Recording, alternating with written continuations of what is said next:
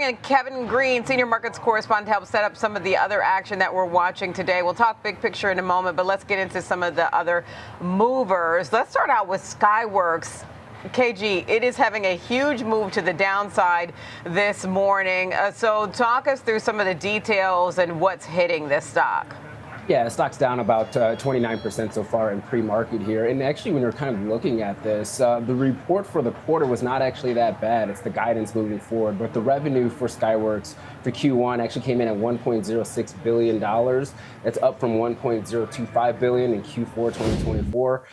And then also looking at the adjusted earnings per share, did actually beat the street's expectations, coming in at $1.60, beating the street's expectations by around 3 cents here. Gross margins came in at 46.5% for the quarter, but the guidance moving forward actually was revised down when you're looking at the margin expectations or the gross margin expectations. And they did call out that they are seeing some headwinds when it comes to their largest customer. Once again, that's going to be Apple here. And they are a little bit concerned that the shifting to dual source modeling, basically buying from multiple customers here, could actually reduce their share by about 20 to 25%, which is going to impact the revenue, not only for this quarter that they are in right now, but also going into fiscal 2026 here.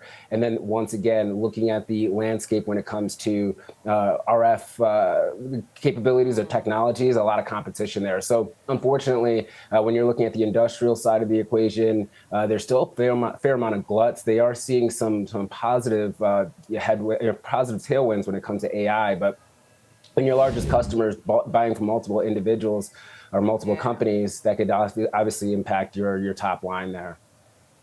Did they make any indication of any signs of, kind of diversification of their customer so that they can account for this pressure, this competitive pressure when it comes to Apple? And also any macro headwinds did they mention in terms of their guidance? Well, that's the concern. Where are they going to bring in, larger customers or large customers in order to try to backfill some of the weakness when it comes to Apple sales? So I think that's still a question that's in the making right now. And from a macro headwind standpoint, obviously, when you're looking at the industrial side of the equation, it's not just Skyworks seeing this. Texas Instruments is seeing this as well. Even IBM. I mean, there's still a glut out there when it comes to industrial applications for a lot of the chips, or even the design for a lot of these chips as well. So that's where you're seeing a fair amount of pressure. And that's pushing prices down. Better for the consumer, better for the individuals that are purchasing a lot of this equipment, but unfortunately that does eat into margins. So until we actually see a reversal of those trends, which has been there for about a year and a half now, it's going to be fairly difficult for a lot of these companies. And once again, trying to backfill the Apple side of the equation is just going to be difficult in nature, just because Apple's one of the bigger producers when it comes to cell phones and things of that nature, handset devices. And then KG, they just announced a new CEO as well. That certainly seems to not be helping Philip Brace to step into the role. They also announced a buyback, right?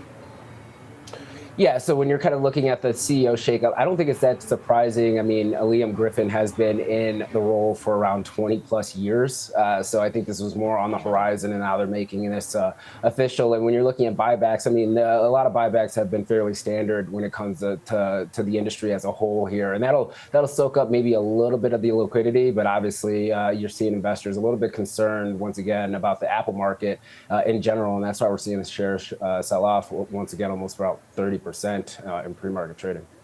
All right, so a big hit there. All right, let's talk about another stock that you're paying attention to, ARM Holdings. It's had a big run this year, under pressure in the pre-market. Take us through some of your takeaways from their latest earnings. Down only about 3.7% in pre-market, not that bad for a stock that's actually fairly volatile. But then once again, they actually had a really decent quarter. When you're looking at total revenues, that came in at $983 million. Street was looking for $948 million. And royalty revenues up around 23% on a year-over-year basis. Licensing revenues up around 14% on a year-over-year basis. Now they will be increasing their R&D investments. That's normal for them, right? They're really trying to develop the IP and sell and license it out.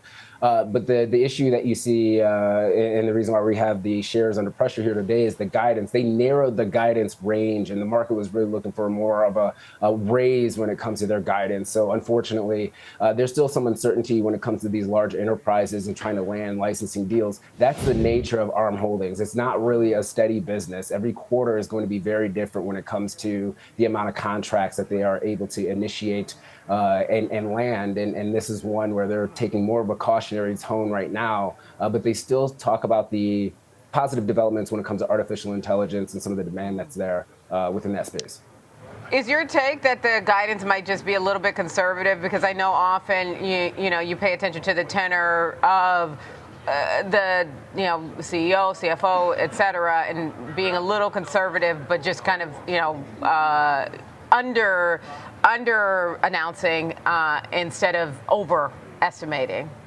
Yeah, setting a very low bar, and that's the nature of their business too, right? It's kind of like if you think about somebody that's an architect, right? I mean, at the end of the day, they're not cranking out the same amount of blueprints every single month or every single quarter. It's going to ebb and flow based on what the market's really feeling. And for ARM, they're trying to find that new technology where they could actually take a considerable amount of market share or even corner the market. So a lot of this R&D spend, usually you don't see a pretty healthy rate of return until you find that one product. And so I think that's more in line with what they're looking at right now. It's just the fact that they want to set the very low bar just because the dynamics in this market is moving very quickly. And then also the tariff impact, the legal challenges that they have when it comes to their IP and some of the major semiconductor companies out there as well could also have a meaningful impact when it comes to their guidance moving forward. All right, and KG, really quickly, I do want to get your broad take on levels you're looking for in the S&P 500 today. ARM consensus still looks like it's a buy from the analyst community. There are obviously some in the hold camp, but you're seeing price target increases. JP Morgan Chase maintaining overweight rating, boosting the price target to $175 a share. Mizuho raising its price target to 180, still outperform. Rosenblatt maintaining buy, raising the price target to 225. But what's your assessment and what levels are you looking for when it comes to the S&P 500 today, KG? Yeah, I would look for an upside of 6090 to 6100 is going to be a key area for us to try to attain here today. Depends on the news flow. Obviously, there's actually a lot of choppiness when it comes to the key sectors, especially semiconductors right now, that could actually, give us a little bit of headwinds unless we see an intraday turnaround. And if we do see a little bit of a move to the downside, you want to hold 6,000. But VIX is actually looking pretty good at 15.8. We have some economic data coming at the bottom of the hour here that'll probably drive prices either to the upside or downside. So for now, we're looking okay, but we're still kind of in a very tight range if you kind of tilt your head a little bit and look at the chart. All right, if you tilt your head a little bit, I like that. All right, Kevin Green, senior markets correspondent, thanks a ton for the setup for the day and the levels to pay attention to.